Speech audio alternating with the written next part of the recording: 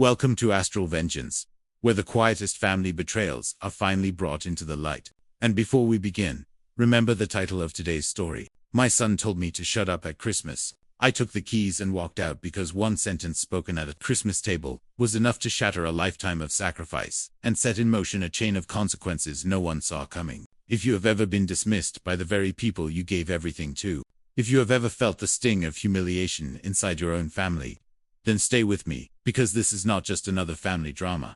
This is a slow-burning descent into betrayal, silence, and reckoning. Tonight, I will tell you the story of a widowed father who was pushed to the edge, not by strangers, but by the people who should have protected him.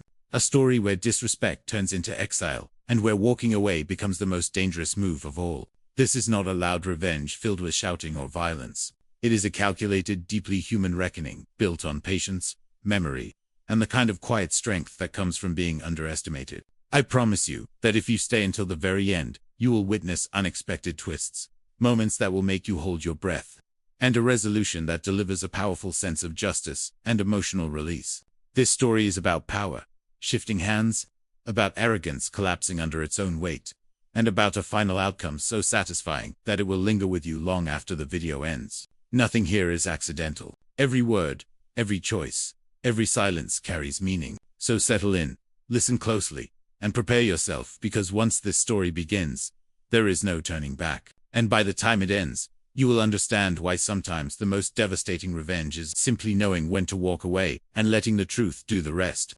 My name is Arthur Bennett. I spent 40 years as a financial consultant helping families protect what they had built, and I retired early to care for my wife, Evelyn, during her final battle with cancer. She passed 2 years ago, and since then, I've lived quietly in the same house where we raised our son, surrounded by her photographs in the garden she loved. Christmas had always been Evelyn's favorite holiday. She would spend weeks planning the menu, arranging the decorations, filling every corner of our home with warmth and light. After she was gone, I tried to keep the tradition alive. I told myself it was for Caleb, my only son, but the truth is, I did it for her. I did it because somewhere in my heart, I believed she was still watching, and I could not bear to let her down. This year, I woke before dawn to start the turkey. I made her cornbread stuffing from the recipe card she had written in her own hand.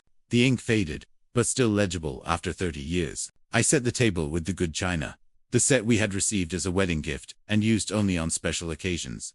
By the time Caleb and his wife Lydia arrived, the house smelled exactly the way it had when Evelyn was alive. For a moment, just one moment, I let myself believe things might be different this year. They were not. Lydia walked in without greeting me. She glanced at the decorations, the table, the food I had spent all day preparing, and her only response was to pull out her phone and start scrolling. Caleb followed behind her, carrying a bottle of wine that I suspected Lydia had chosen. He nodded at me, but didn't meet my eyes. I noticed that immediately. My son was not looking at his wife for guidance. He was looking away from me entirely, as if the sight of my face caused him physical discomfort. At the time, I did not understand why. I would learn the truth much later, and it would break something inside me that I did not know could still break. We sat down to eat. I said grace, the same simple prayer Evelyn and I had spoken together for over 4 decades. Lydia did not bow her head. Caleb bowed his butt, kept his eyes open, staring at his plate. When I finished, Lydia reached for the turkey before I had even picked up my fork. The first comment came within minutes. She poked at the stuffing and said it was a little dry, then added that she supposed traditional recipes did not always translate well to modern tastes. I said nothing.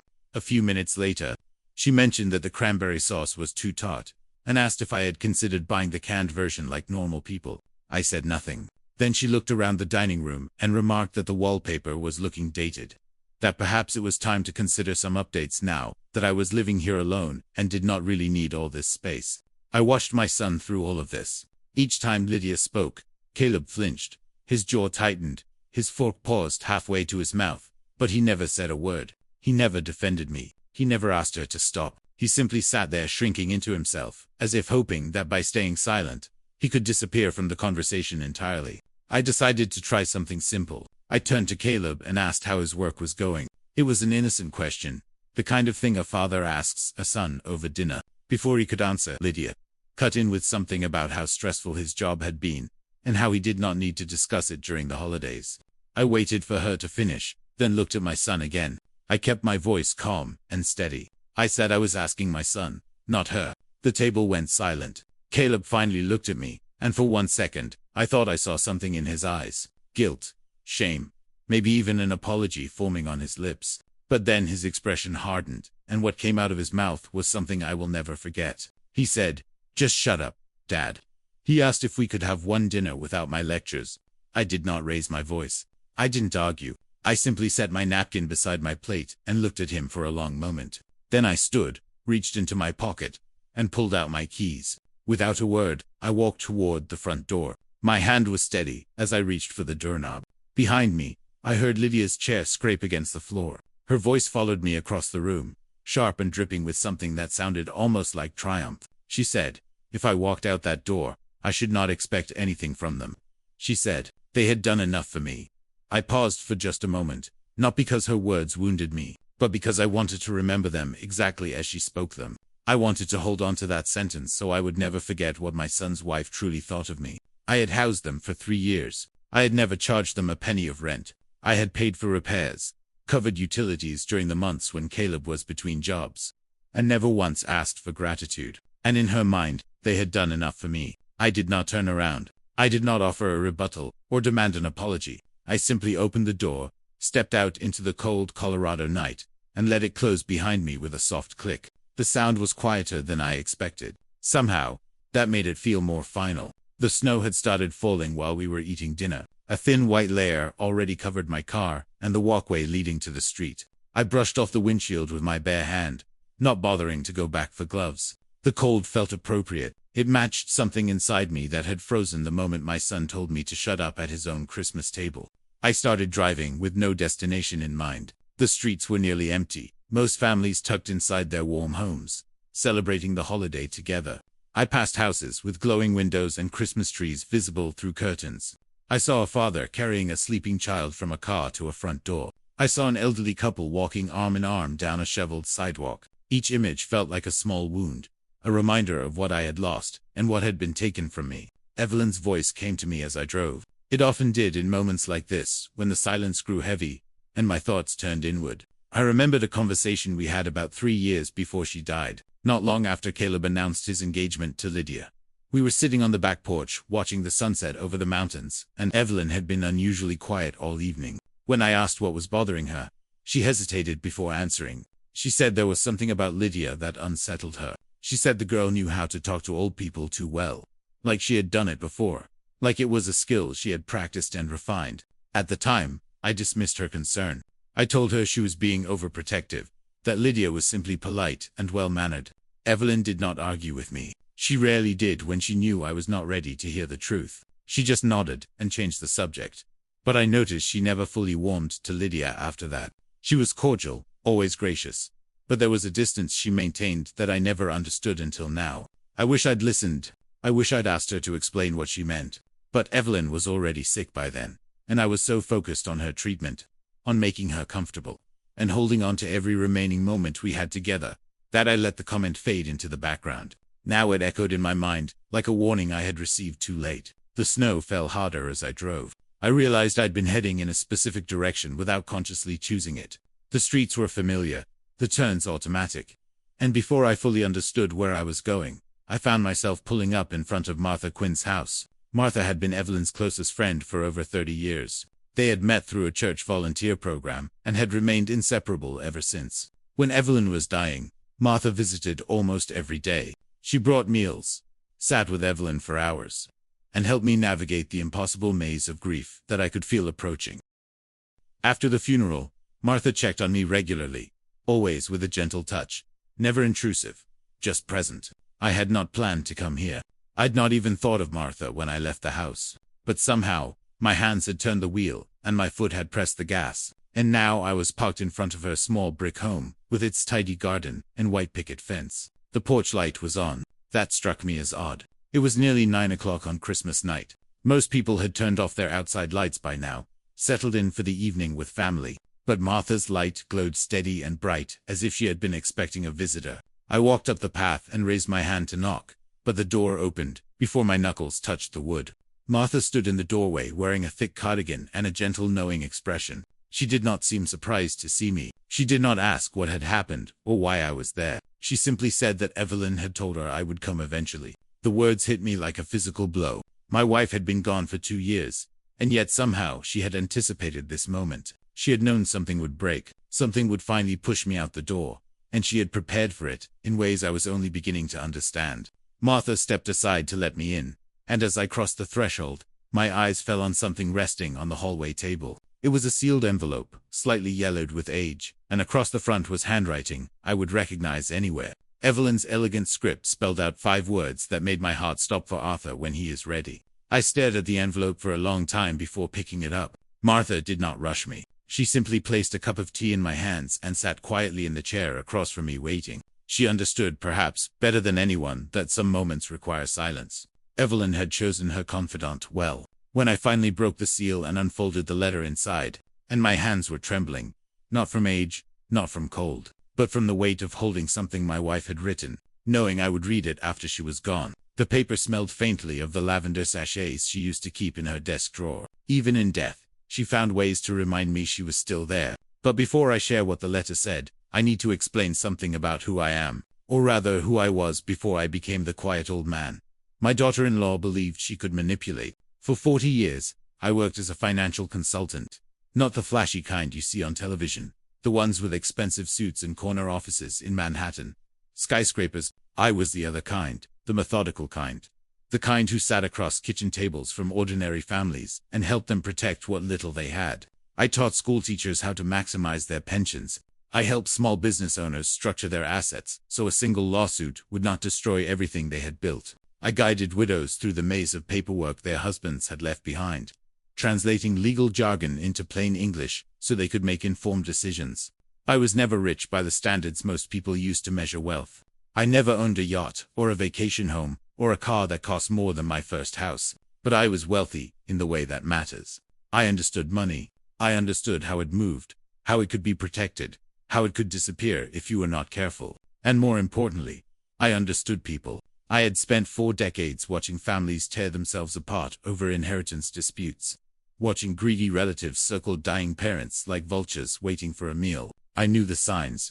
I knew the tactics. I had seen every version of the game Lydia was trying to play. The reason I lived simply was not because I had to. It was because Evelyn asked me to. She believed that wealth displayed was wealth wasted. She wanted us to give to others, to support the causes we believed in, to leave the world a little better than we found it. So, we drove modest cars and wore ordinary clothes and never mentioned to anyone, including our own son, exactly how much we had accumulated over the years. It was our private matter, and we intended to keep it that way. When Evelyn got sick, I retired immediately. I didn't hesitate. Every financial principle I had ever taught, others told me to keep working to maintain income streams to prepare for the expenses that would come. But none of that mattered. My wife was dying, and I was not going to let her face it alone. I spent 18 months by her side, holding her hand through treatments, reading to her when she was too weak to hold a book, sleeping in a chair beside her hospital bed, because I could not bear to be more than an arm's length away. Now, sitting in Martha's living room, I finally opened her letter and began to read. The words were written in her elegant script, the same handwriting I had seen on grocery lists and birthday cards, and the little notes she used to leave on my pillow when I was traveling for work. But these words were different. These words had been written by a woman who knew she was running out of time. She began by saying she was sorry. She said she could not warn me directly because she had no proof, only instinct. She said she had watched Lydia carefully from the first day Caleb brought her home, and something about the girl had never felt right. The way she asked questions about our finances, the way she complimented our house a little too often, the way she seemed to be taking mental inventory of everything we owned. The letter instructed me to visit our bank the next morning and ask for the safe deposit box registered in my name alone. Evelyn had set it up years ago, before she got sick, before anyone could question her mental capacity or claim she was not of sound mind. Inside the box, she wrote I would find everything I needed to understand what she had done to protect me. I barely slept that night. Martha insisted I stay in her guest room, and I was too exhausted to argue. But my mind would not stop turning over Evelyn's words, trying to piece together a puzzle I did not yet fully understand. The next morning, I drove to the bank as soon as it opened. The clerk recognized my name immediately and led me to the vault without asking questions. When she left me alone with the box, I opened it slowly, half expecting to find it empty, half afraid of what I might discover inside. The contents were neatly organized exactly as Evelyn would have arranged them. Property deeds bound with a rubber band, trust documents in a manila folder, insurance policies I had never seen before, and at the bottom, a small USB drive with a single word written on the label in her handwriting: insurance. As I sorted through the documents, the truth became clear. Evelyn had restructured our assets years ago, quietly and legally, without ever mentioning it to me. The house where Caleb and Lydia had been living rent-free for 3 years was in my name alone. It had always been in my name alone. Lydia had no claim to it. Neither did Caleb.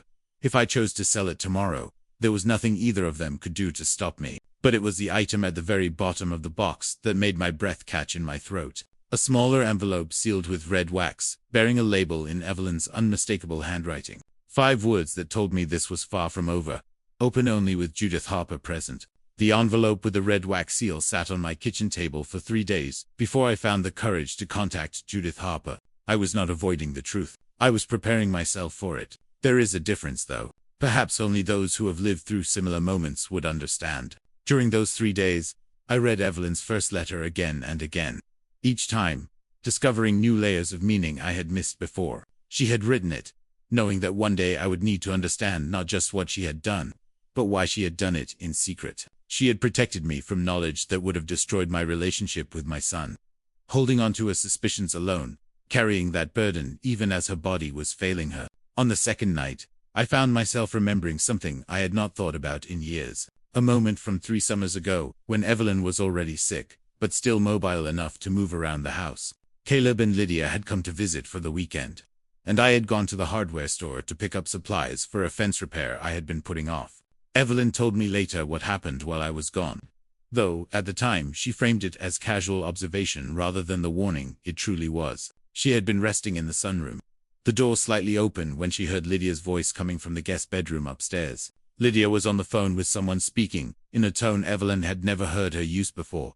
Confident, cold, calculating. The words Evelyn overheard that day had stayed with her until her death. Lydia had said that once the old man was gone, the house would be theirs. She had said Caleb would not fight her, that he never fought her on anything, that she had him exactly where she wanted him.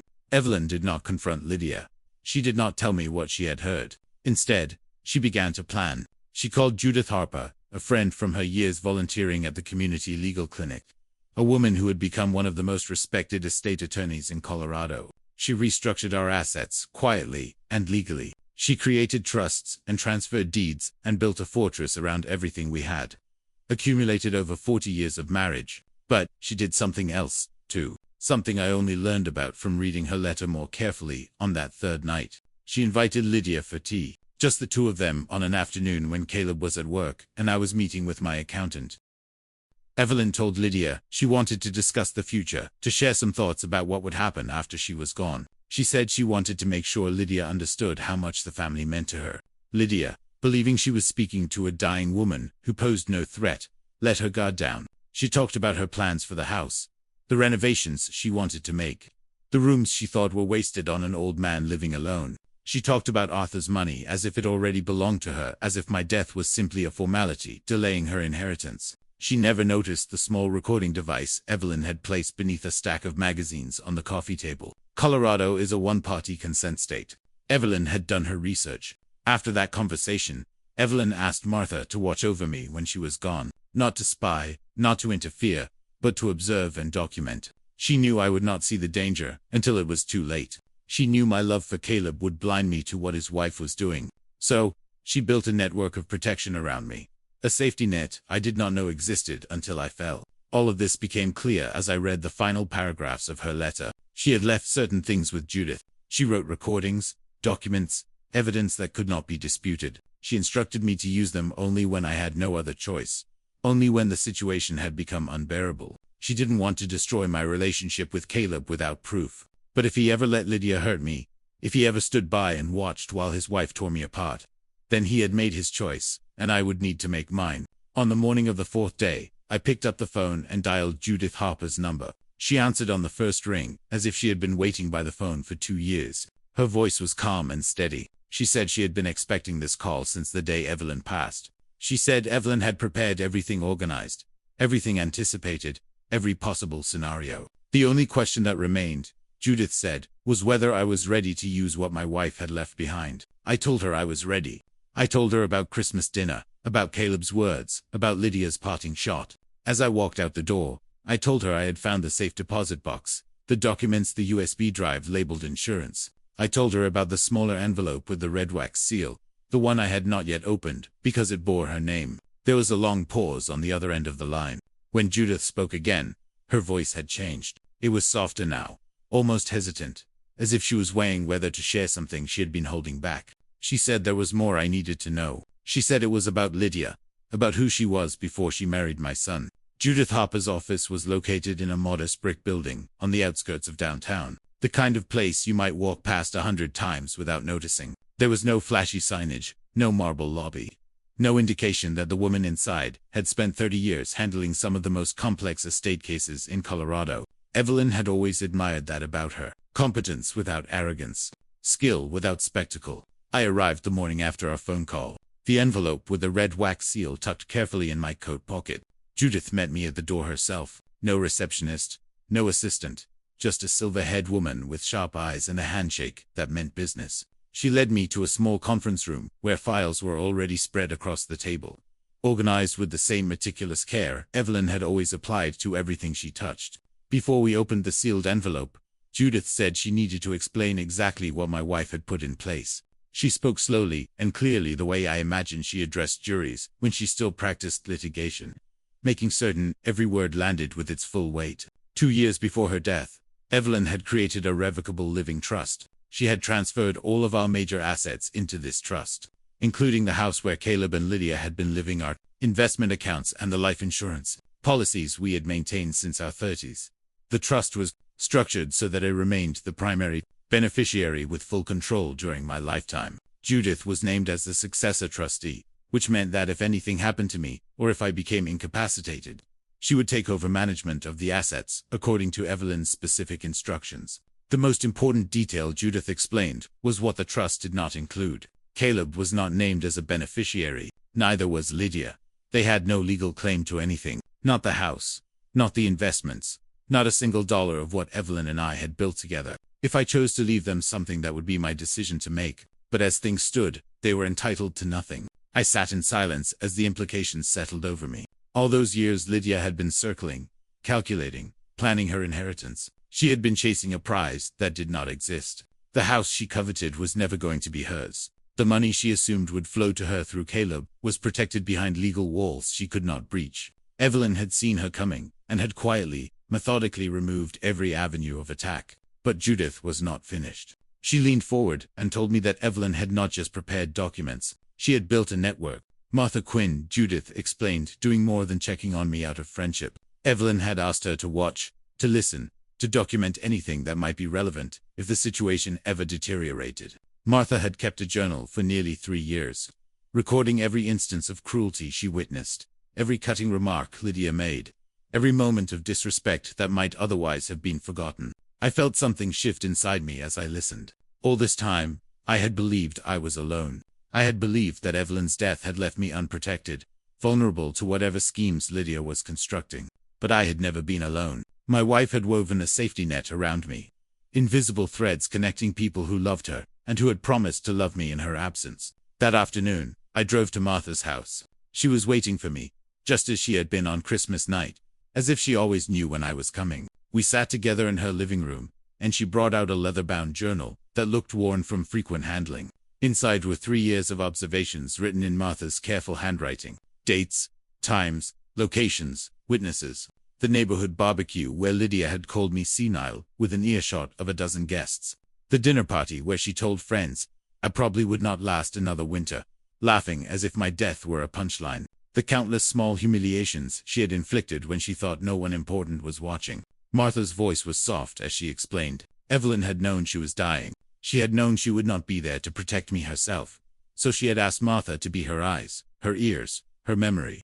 Every cruelty that Lydia thought had disappeared into the air had instead been captured on paper, preserved as evidence of a pattern that no one could dismiss as misunderstanding or exaggeration. I thanked Martha, though the words felt inadequate. She had carried this responsibility for years without ever telling me, without ever asking for recognition. She had simply done what Evelyn asked quietly and faithfully, because that was what their friendship meant. When I returned to Judith's office the following day to open the sealed envelope, I thought I had already absorbed the worst of what Evelyn had discovered. I thought the revelations were complete. But, as we broke the red wax seal together and reviewed the contents inside, Judith slid a separate folder across the table. Her expression had changed, grown more serious, more guarded. She said there was something else I needed to know. Before Lydia married Caleb, she had been married once before to a 58-year-old widower in Nevada, a man who had owned his home outright, who had comfortable retirement savings, who had believed he was starting a new chapter with a woman who loved him.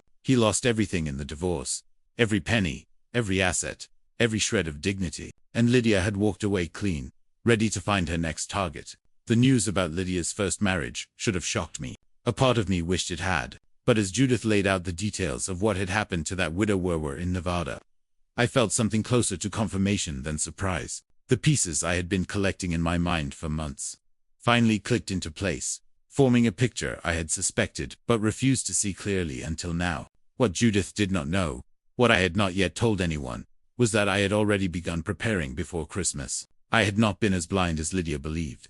I had simply been waiting, watching, giving my son every possible chance to prove me wrong. It started about 6 months ago, in the summer, when Lydia began asking questions she had never asked before. She wanted to know if I had updated my estate planning recently. She mentioned casually that a friend's father had developed dementia and the family had been caught off guard because no one had power of attorney. She suggested with exaggerated concern that perhaps it was time for me to consider putting Caleb's name on some of my accounts, just in case something happened just for convenience. I recognized the pattern immediately. I had spent 40 years watching families navigate these exact conversations, and I knew the difference between genuine concern and strategic positioning. A loving family member asks how you are feeling and whether you need help. A predator asks about your paperwork. I did not confront her. Confrontation would have accomplished nothing except alerting her that I was aware. Instead, I began quietly moving important documents out of the house. I gathered the originals of my deeds, my insurance policies, my investment statements, everything that might be useful to someone trying to build a case for my incompetence, or to forge my signature on legal documents. I placed them in a safe deposit box at a bank across town, one where Lydia had never accompanied me, one where her name appeared on nothing. By the time Christmas arrived, I had secured everything of importance.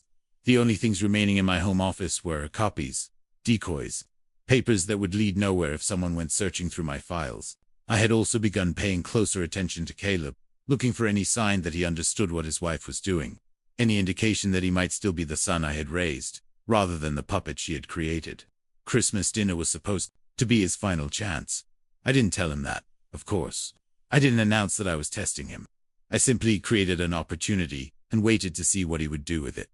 When I asked him about his work, I was not making conversation. I was giving him an opening to speak to me directly, father to son, without Lydia controlling the narrative.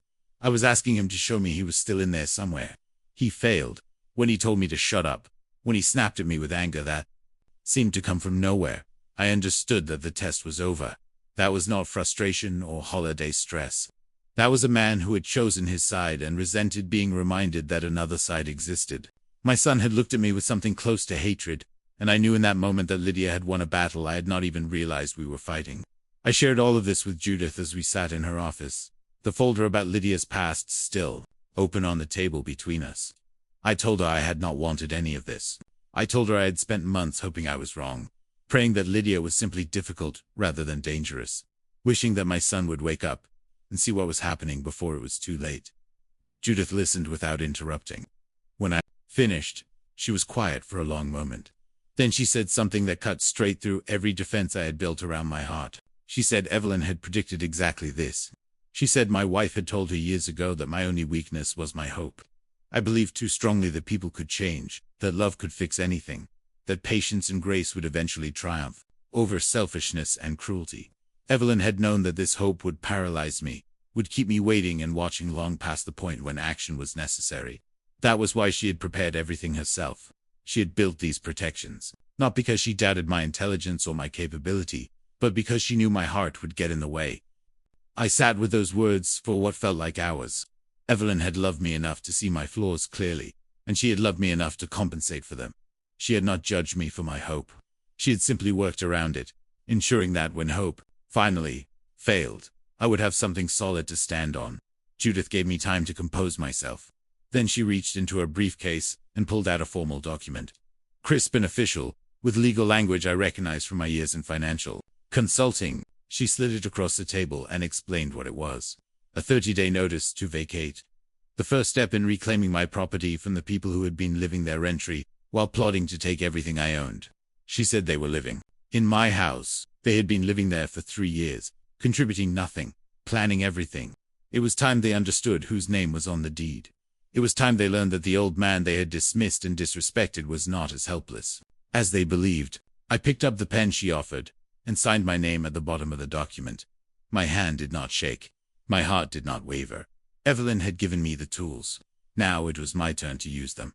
The certified letter was sent the following morning. Judith handled the delivery herself, using a process server she trusted to document everything properly. I did not accompany them. I did not want to see my son's face when he realized what was happening.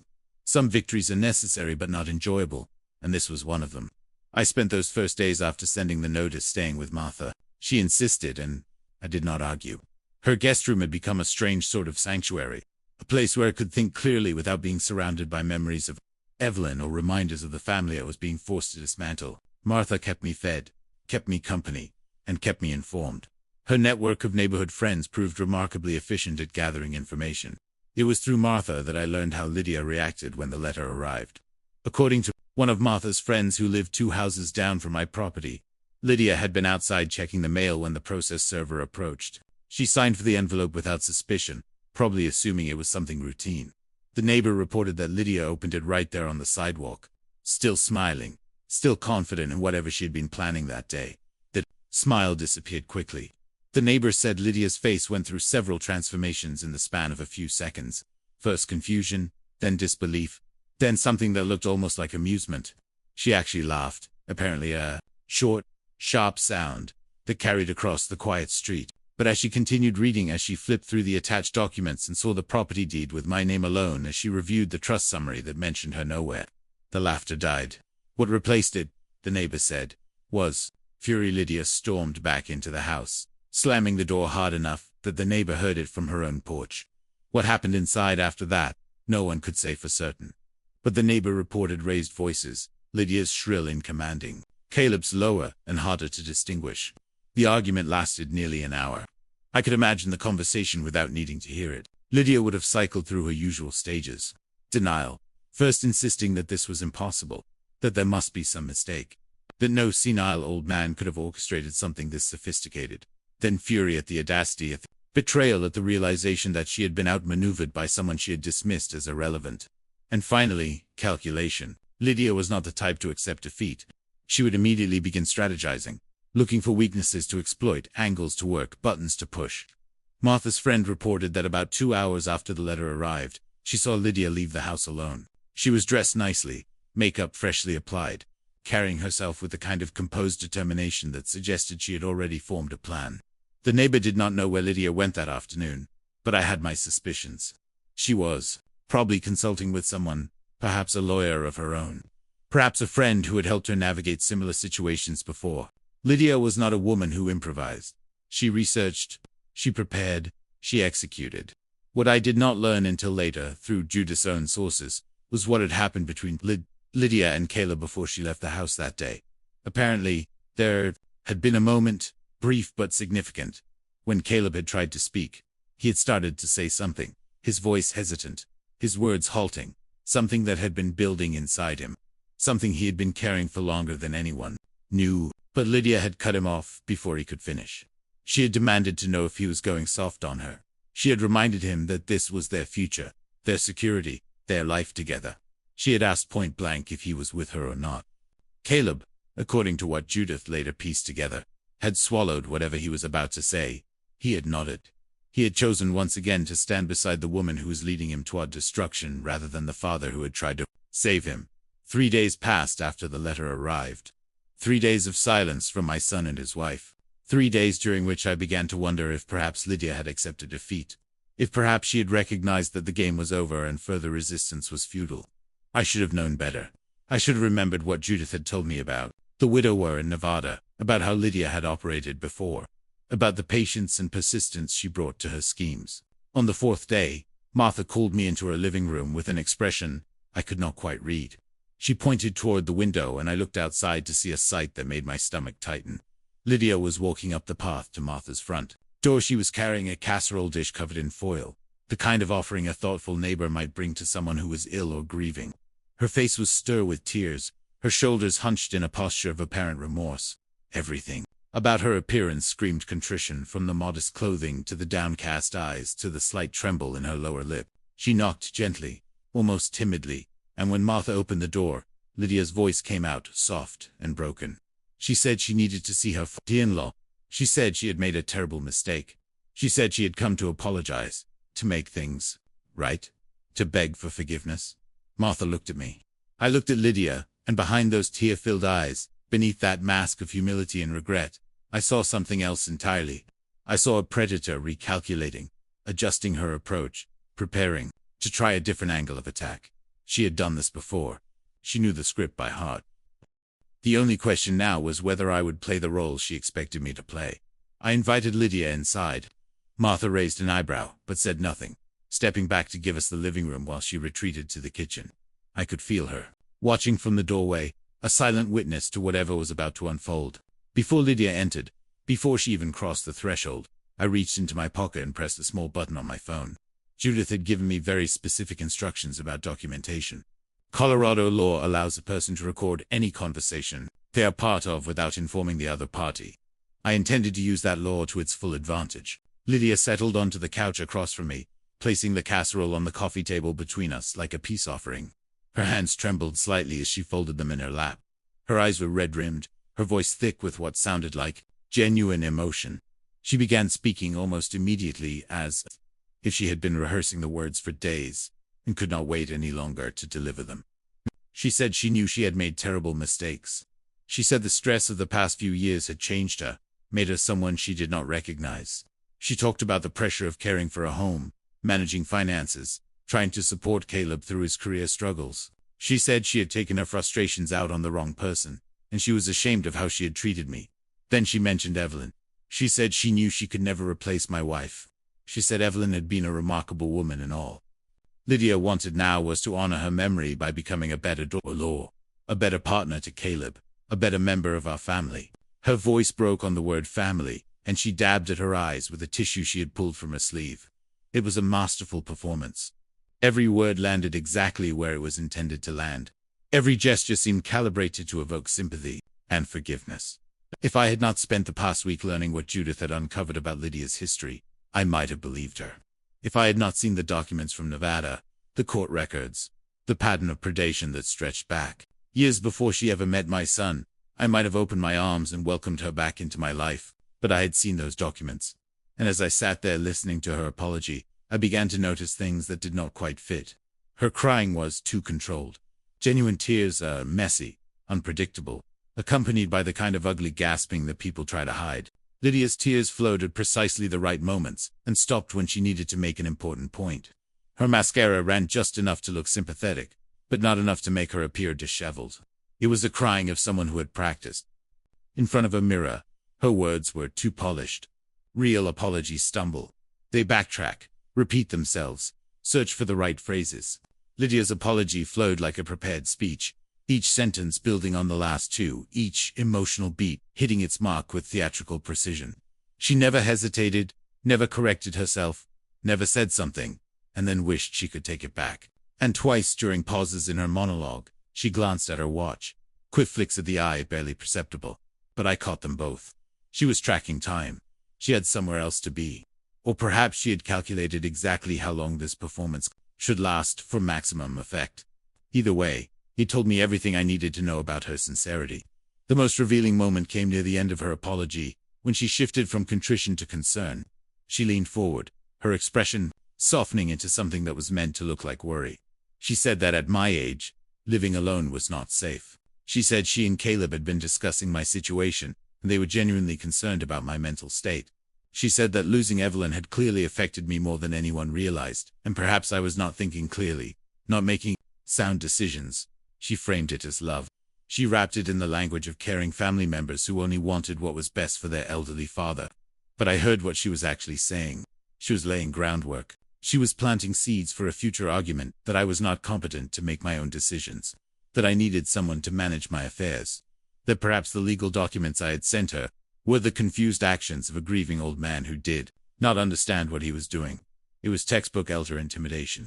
I recognized it immediately because I had seen it before in the families I had counseled over my career and the stories Judith had shared about her cases.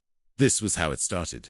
First, the suggestion that you were confused, then the implication that you needed help, then eventually the petition to a court claiming that you could no longer take care of yourself. I let her finish without interrupting. When she finally fell silent, I thanked her for coming. I told her I appreciated her honesty.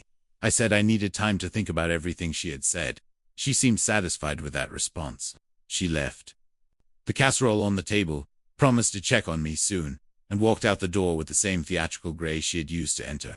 The moment her car pulled away from the curb, I stopped the recording and sent the file to Judith. Her response arrived within the hour, a phone call rather than a text, her voice tight with controlled anger.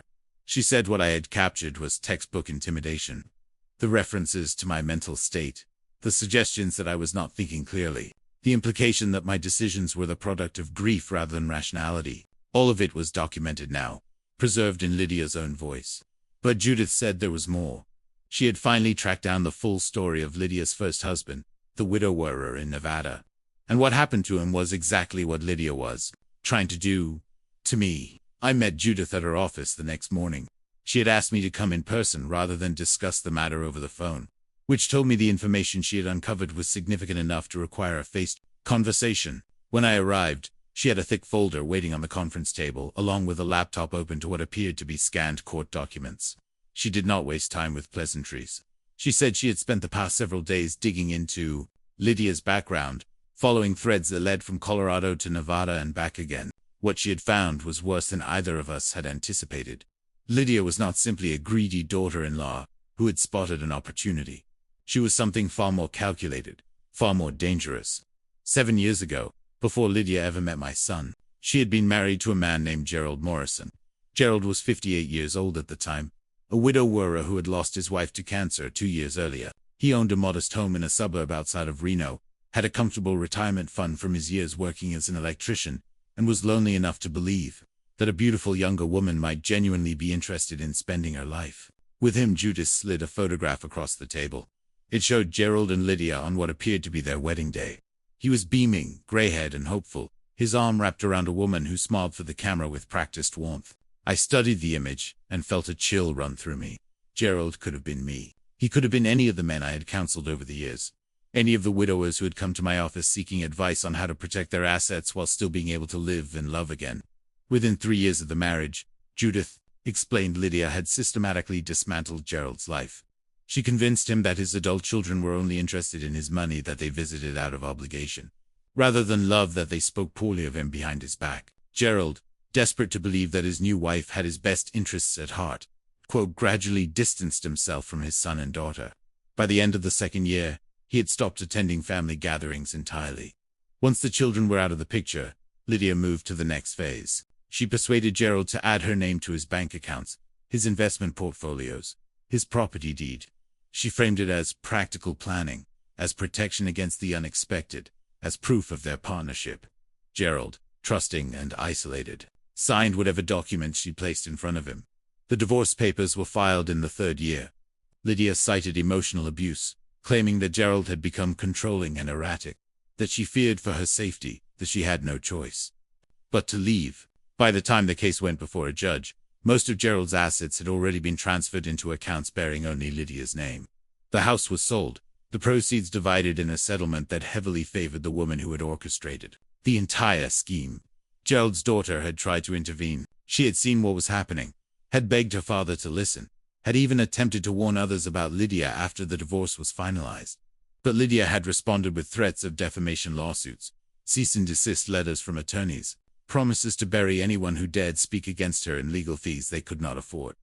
The daughter, already grieving the loss of her relationship with her father, backed down. Gerald died 2 years after the divorce, alone, broken, living in a rented room because he could no longer afford his own home. unable to pay for the medical care that might have extended his life. His daughter found out about his death through a phone call from a stranger who had discovered his body. She still carries the guilt of not fighting harder, of not finding a way to save him before it was too late. I sat in silence as Judith finished recounting the story. The folder in front of me contained court documents, financial records, photographs, and a written statement from Gerald's daughter. Everything was there, documented and verified. This was not speculation or rumor. This was the truth about the woman who had married my son. I finally understood what I was dealing with. Caleb was not the first son Lydia had turned against the father. Gerald's children had been pushed away just as I had been pushed away, made to seem like obstacles rather than family, dismissed and discarded so that Lydia could have clear access to her target. This was what she did. This was who she was. Not a woman who had made mistakes under stress. Not a difficult personality who could be managed with patience. But a predator who selected her victims with care and destroyed them with precision. Judith watched me process this information. When I finally looked up, she spoke again, her voice softer now, but no less serious. She said, Evelyn had suspected something like this from the beginning. My wife had sensed that Lydia's interest in our family was not what it appeared to be, had recognized the warning signs that I had been too hopeful to see. Evelyn could not prove it at the time, could not find the evidence that Judith had now uncovered, but her instincts had been correct. That was why she had taken matters into her own hands. That was why she had recorded Lydia herself, of capturing words that would have been lost forever if not for her foresight. Judith reached into her briefcase and pulled out the USB drive from Evelyn's safe deposit box. She held it up so I could see the label in my wife's handwriting, the single word that had puzzled me since I first discovered it. Insurance. She said there was something I needed to hear. My wife's voice. She explained from a conversation that took place 3 years ago.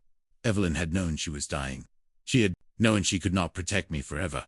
So she had created this recording and entrusted it to Judith, with instructions to use it only when the time was right. Judith inserted the USB drive into her laptop and turned the screen so we could both see it. There was only one audio file dated 3 years earlier, about 6 months before Evelyn passed. She asked if I was ready. I nodded, though I was not certain that was true. How does anyone prepare to hear the voice of someone they have lost, speaking words they never knew existed? She pressed play. The first sound was the clink of teacups, delicate and familiar. I recognized the china immediately. It was the set Evelyn's mother had given us as a wedding gift, the one with the pale blue flowers around the rim. Evelyn only used it for special occasions, or when she wanted to create a particular atmosphere. Hearing that small domestic sound transported me instantly back to our kitchen, to the countless afternoons I had watched her pour tea for guests with the same graceful movements she brought to everything she did. Then her voice came through the speakers, and my chest tightened so suddenly I had to grip the arms of my chair. She sounded tired but composed the way she had sounded during those final months, when the illness was stealing her strength but could not touch her dignity. She thanked Lydia for coming. She said she wanted to have a private conversation, just the two of them, about the future.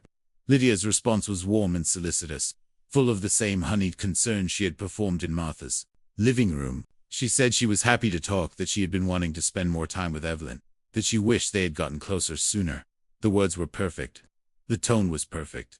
The tone was perfect. If I had heard this recording without context, I might have believed Lydia genuinely cared. But Evelyn knew better. She guided the conversation with subtle questions, asking what Lydia imagined life would look like in a few years, what plans she and Caleb had been discussing, what she hoped for their future together.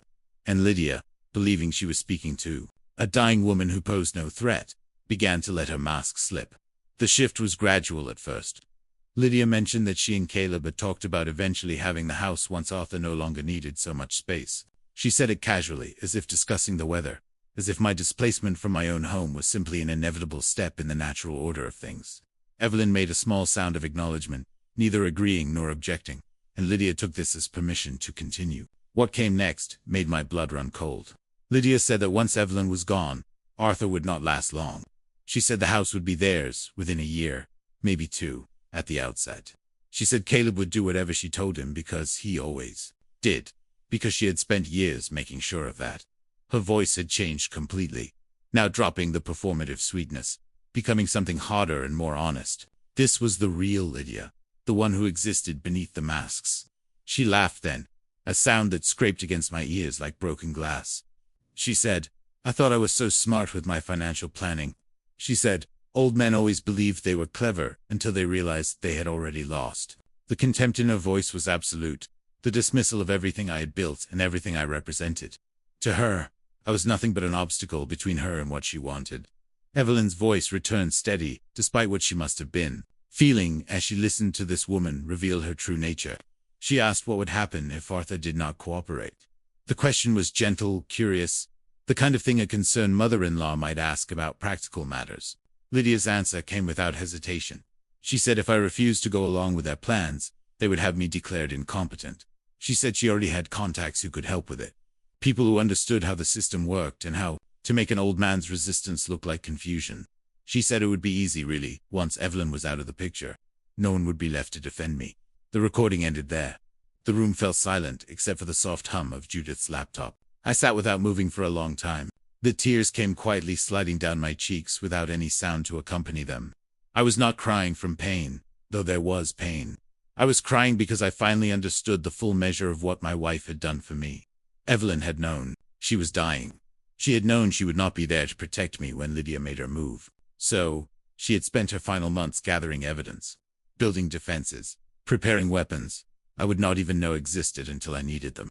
She had done all of this while a body was failing her, while she was fighting for every breath, while she should have been focused entirely on her own struggle. Instead, she had focused on me.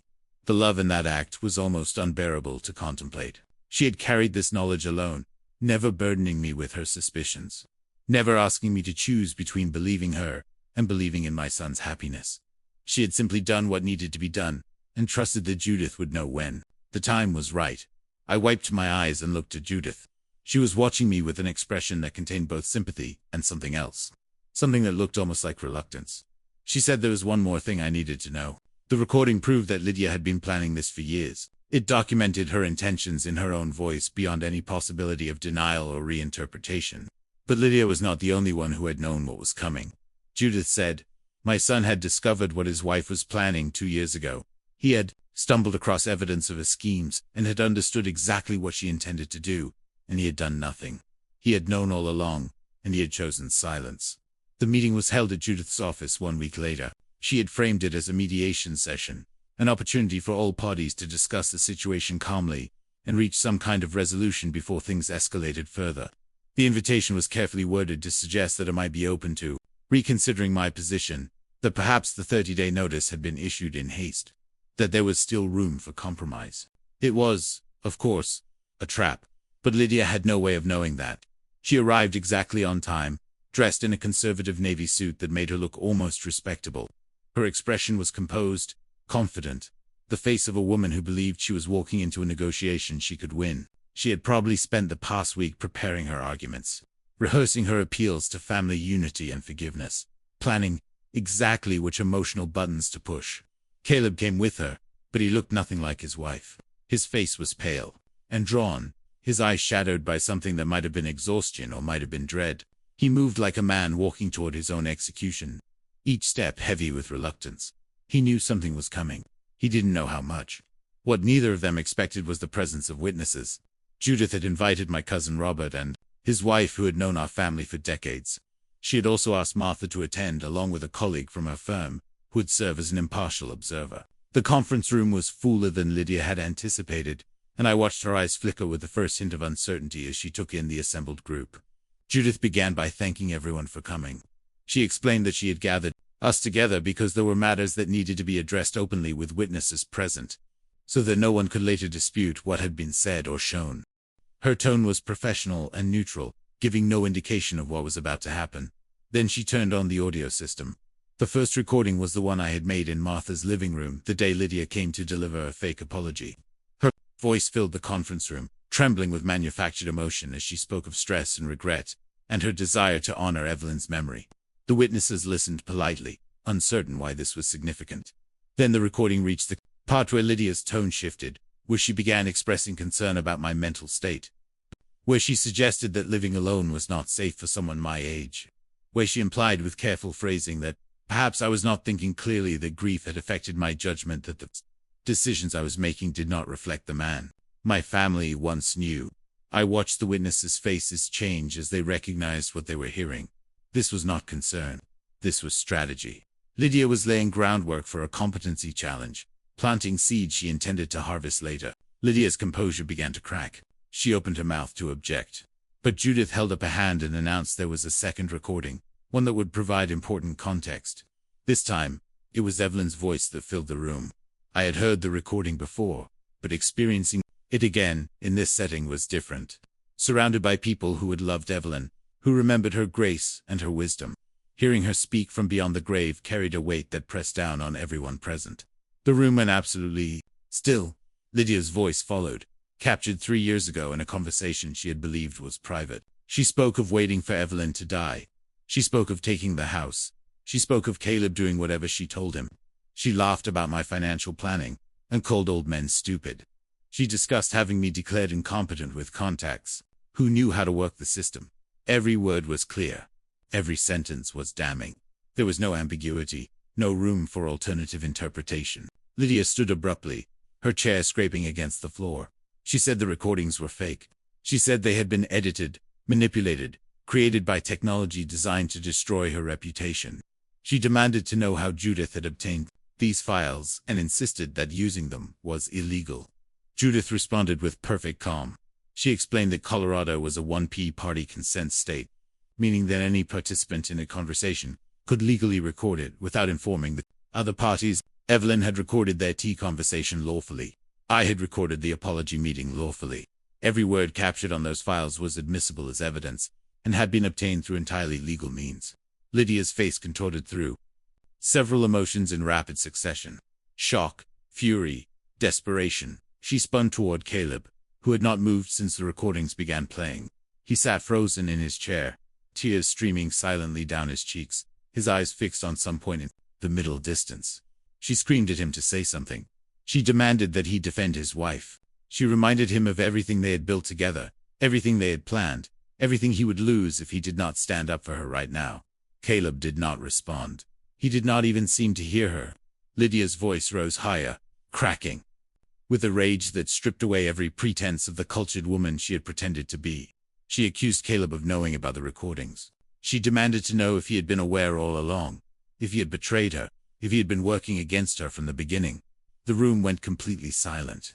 Every eye turned to my son, and for the first time since Christmas dinner, Caleb did not look away from me.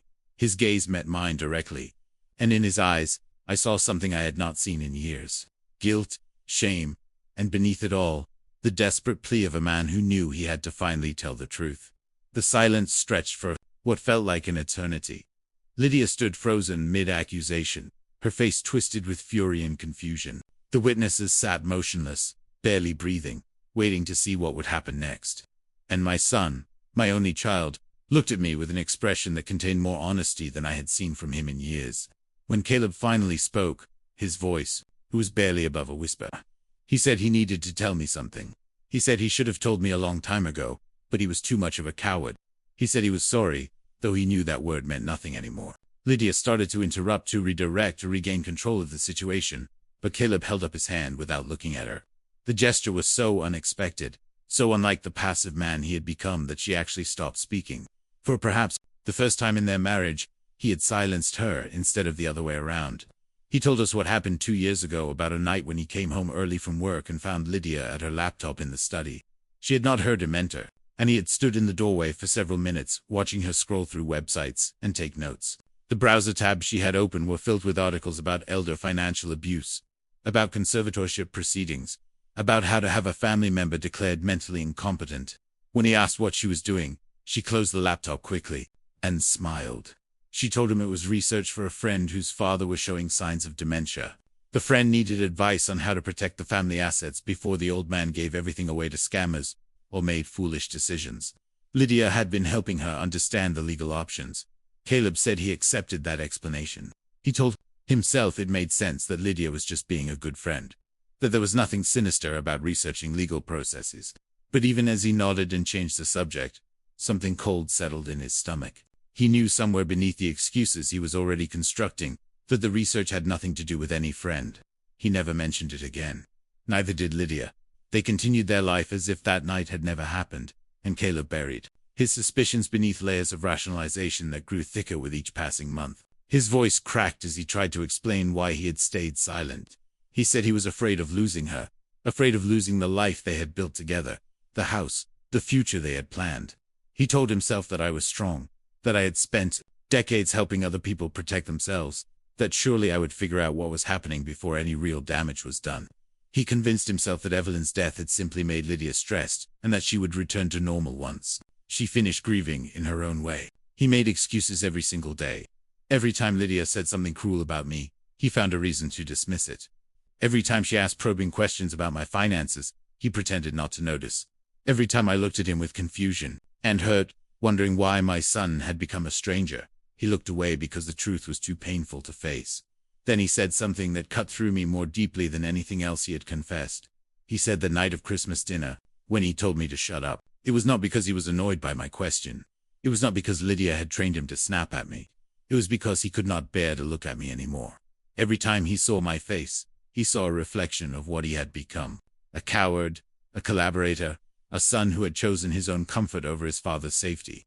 Telling me to shut up was easier than admitting the truth. Driving me away was easier than facing the guilt that had been eating him alive for 2 years. When he finished speaking, the room remained silent. Lydia had stopped trying to intervene. She stood rigid and pale, watching her carefully constructed world collapse around her. The witnesses sat with expressions of shock and pity, unsure where to look or what to say. I let the silence hold for a long moment. I wanted Caleb to feel the weight of it, to understand that confession was not the same as absolution. That speaking the truth did not erase the years of damage his silence had caused. When I finally responded, I kept my voice steady. I told him that his mother would have been heartbroken by what she had just heard, not because of what Lydia had done. Evelyn had expected that. She had seen the predator beneath the mask long before anyone else, and she had spent her final months preparing for exactly this scenario. No, Evelyn would have been heartbroken because her son knew what was happening and chose to do nothing because he watched his father being targeted and decided that his own comfort mattered more than my protection. That was his choice, not Lydia's. Manipulation, not fear, not confusion. His choice made freely, every single day, for 2 years. Caleb's face crumpled. He did not try to defend himself or offer more excuses. He simply sat there, tears streaming down his cheeks, accepting the judgment he had earned. I stood slowly, pushing back my chair. I looked at my son and at the woman he had married, to people who had conspired in their own ways to take everything from me. My voice was steady when I spoke. I told them they had 30 days, both of them. The house would return to me as it had always legally belonged to me. What happened after that, whether there was any possibility of rebuilding what they had destroyed, would depend entirely on whether they truly understood what they had done. Not just admitted it, but understood it, felt it, carried it, the way I had carried their betrayal. I walked toward the door without waiting for a response. Behind me, I heard Lydia begin shouting again, her voice shrill with accusations and threats. I didn't turn around. Some sounds are not worth acknowledging. Lydia didn't go quietly. I never expected she would. Within a week of the family meeting, she filed a countersuit in county court. The allegations were stunning in their audacity. She claimed I was the abuser, that I had spent years psychologically tormenting her and Caleb, that I had weaponized the legal system to punish my daughter-in-law for imagined slights. She painted herself as a victim of a vindictive old man who could not accept that his son had grown up and chosen his own life. She also contacted the media. A local television station received an anonymous tip about an elderly father using his wealth to destroy his son's marriage. A reporter called Judith's office seeking comment on allegations of family court manipulation. Lydia had clearly studied how to control a narrative, how to get ahead of damaging information by framing herself as the wronged party before anyone could hear the truth. But Judith had anticipated every move. Within days of Lydia's countersuit being filed, Judith responded with a motion to dismiss that included the full documentation of everything we had gathered. The recordings were submitted as evidence. Martha's journal of witness cruelties was entered into the record. The property deeds and trust documents were presented to demonstrate the clear and unbroken chain of ownership. Most damaging of all, Judith included the court records from Nevada, the full history of Lydia's first marriage to Gerald Morrison. The story of what Lydia had done to Gerald spread quickly. His daughter, who had lived for years with the guilt of not acting sooner, agreed to provide a sworn statement. She described how Lydia had isolated her father, manipulated him into signing over his assets, and then discarded him once there was nothing left to take. She described finding out about his death through a stranger's phone call.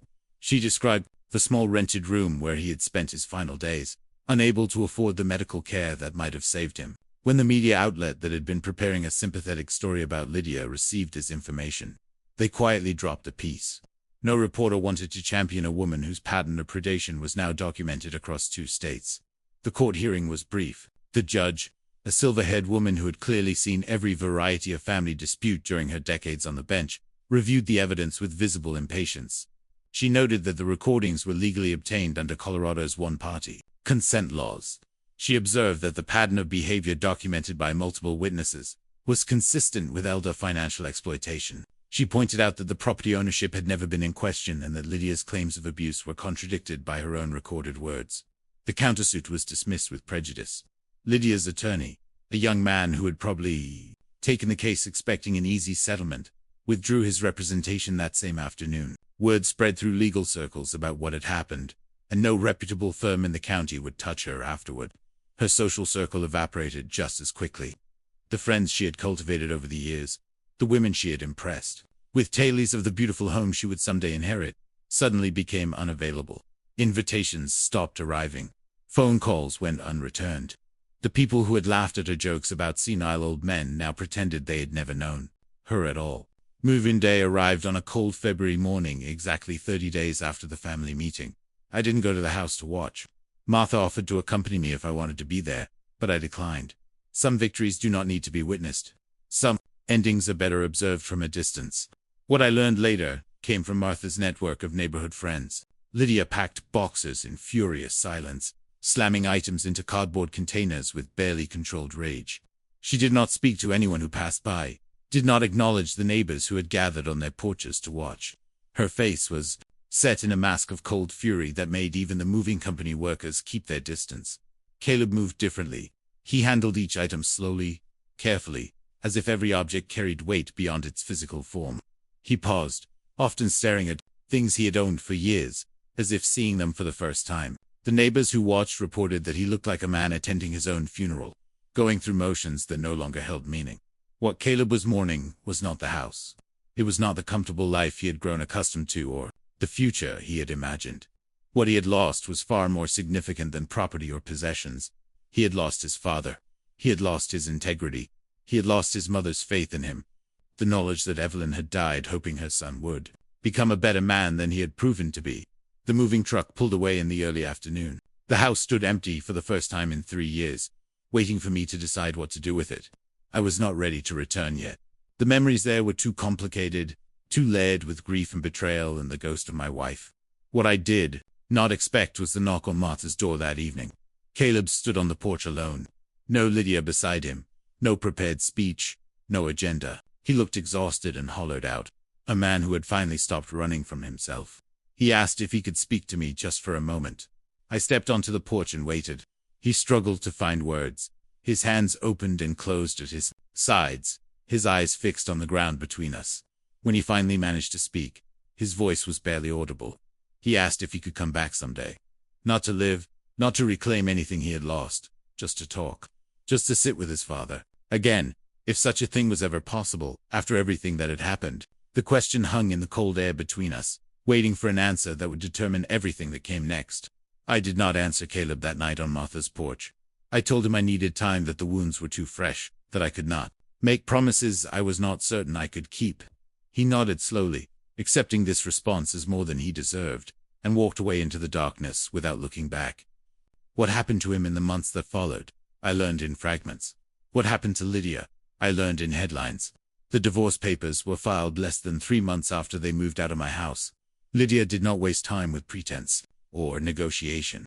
Once Caleb was no longer useful to her, once there was no inheritance to chase, and no elderly father-in-law to exploit, she discarded him with the same cold efficiency she had applied to Gerald Morrison years before.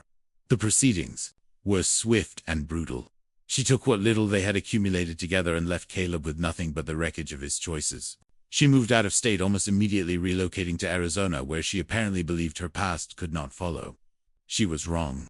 The internet has a long memory, and Gerald Morrison's daughter had spent years waiting for the opportunity to tell her story. Her name was Patricia. She contacted the journalist who had originally investigated Lydia's countersuit against me. the same reporter who had quietly dropped the sympathetic piece when the truth emerged. Patricia provided interviews, documents, photographs. She described in devastating detail how Lydia had systematically destroyed her father, isolating him from everyone who loved him, draining his accounts, and then abandoning him to die alone, in a rented room he could barely afford. The story ran as part of a larger feature on elder financial abuse. Lydia was not named directly in the broadcast version, but the newspaper article included enough identifying details that anyone searching her name would find it. Her photograph appeared alongside statistics about predatory marriages and warnings about the tactics used by people who target vulnerable seniors. Patricia's tearful interview was viewed hundreds of thousands of times. Lydia attempted to rebuild regardless. She had done it before. After all, she had walked away from Gerald Morrison and found Caleb within 2 years. She knew how to present herself, how to identify targets, how to craft the perfect persona for lonely men seeking companionship in their later years. She found one in Tucson, a 71-year-old widower named Robert, whose wife had passed the previous spring. He had a comfortable home, a modest pension, and the kind of trusting nature that made him perfect prey. Lydia met him through a community center event, positioned herself as a sympathetic listener, and began the slow process of integration that had worked so well before. But Robert had a daughter named Christine, who lived nearby and visited often. Christine was protective of her father, suspicious of sudden new friendships and diligent about staying informed. When Lydia's name came up in conversation, Christine did what any cautious daughter would do in the modern age. She searched online. The news articles appeared immediately. Patricia Morrison's interview, the court documents from Colorado, the pattern of behavior documented across 2 states and multiple victims. Christine recognized the warning signs instantly and confronted her father before Lydia could establish deeper control. Robert, shaken but grateful, ended contact with Lydia immediately. Christine went further. She filed a report with local authorities and contacted Patricia Morrison directly. Together, they compiled a comprehensive account of Lydia's history and submitted it to investigators in Nevada, who had long suspected there was more to Gerald Morrison's financial collapse than a contentious divorce. The statute of limitations on fraud charges varies by state and circumstance. Some of Gerald's losses fell outside the window, but not all of them. Lydia found herself facing criminal charges for the first time in her life, accused of the systematic exploitation she had practiced with impunity for nearly a decade. The last update I received about her came from Judith, who maintained contacts in legal circles across several states. Lydia was living in a small apartment in a desert town whose name I did not recognize. She had been released on bail pending trial, but was required to remain in the jurisdiction. Her assets, what few remained after legal fees had been frozen, the social circles she had once cultivated, had long since evaporated. The friends, the admirers, the people who had been impressed by her charm and sophistication had all discovered who she really was, and wanted nothing to do with her. Judith said Lydia spent most of her time alone now, checking her phone compulsively for responses to dating profiles that generated no interest. The photographs she posted were years old. The descriptions she wrote were transparently disparate. The men she had once targeted with such precision now scrolled past her without a second glance. She had built her entire life on exploiting lonely old people. Now she was becoming exactly what she had preyed upon. Isolated, desperate, invisible, aging in a small room with no one to notice and no one to care. There was a justice in that. Symmetry more complete than any prison sentence could provide. I tried not to think about her too often. Revenge, even justified revenge, can become a poison if you drink too deeply from it. Evelyn had warned me about that in one of her letters, reminding me that the goal was protection, not destruction. I'd protected myself. I'd protected others who might have become her future victims. What happened to Lydia now was simply the natural consequence of a life built on cruelty. 6 months after the eviction, a letter arrived at my house. I had finally returned by then, slowly reclaiming the space that had once belonged to Evelyn and me together. The envelope was plain, the handwriting familiar. The return address was Caleb's apartment in a part of the city I did not know well. Inside was a single photograph.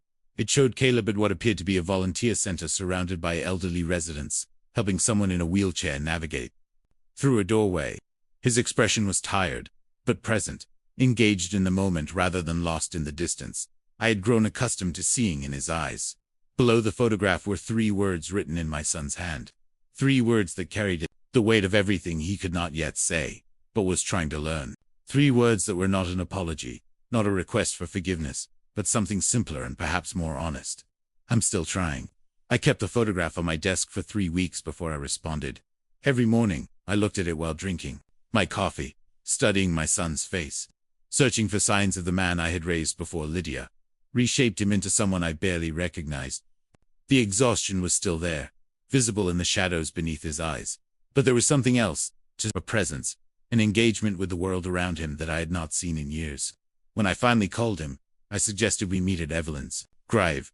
It was neutral ground in the truest sense, sacred ground, a place where neither of us could hide behind walls or pretend that the past had not happened. Evelyn deserved to be part of this conversation, even if she could only listen from beneath the earth. Caleb was already there when I arrived. He stood before his mother's headstone with his hands at his sides, his head bowed, his lips moving, in what might have been prayer or might have been the private confession of his son, who had failed the woman who gave him life. He did not look up when he heard my footsteps on the gravel path. He simply waited, giving me the choice of how close to stand. I stopped beside him, close enough to speak without raising my voice far enough that we were not touching.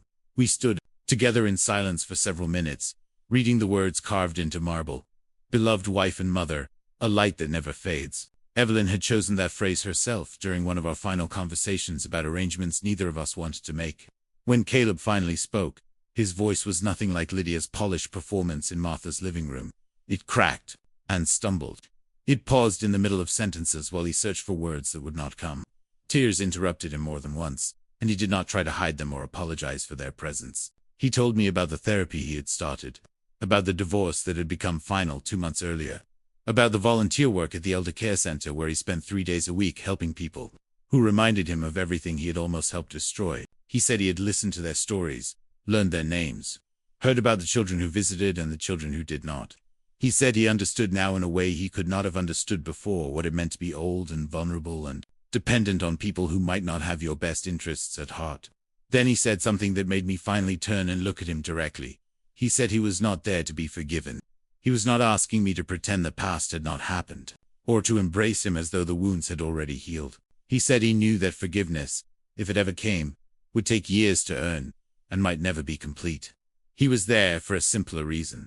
He wanted me to know he was trying. He wanted to become someone his mother would not be ashamed of. That was all. That was enough. I listened, without interrupting. When he finished, I took a slow breath and considered how to respond. The easy thing would have been to embrace him, to tell him all was forgiven, to pretend that this single conversation could undo years of silence and complicity. Movies end that way.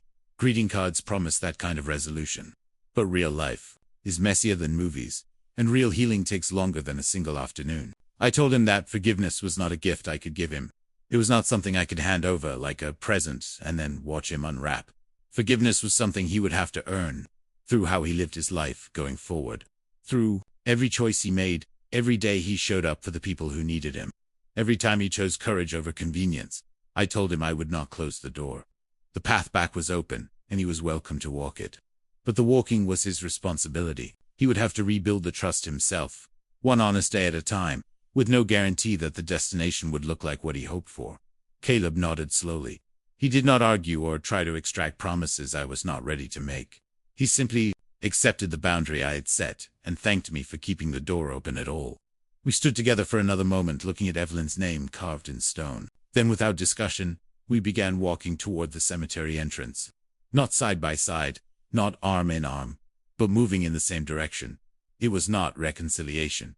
It was the possibility of reconciliation. A first step on a road that neither of us could see the end of. As we walked, I felt something shift in my coat pocket.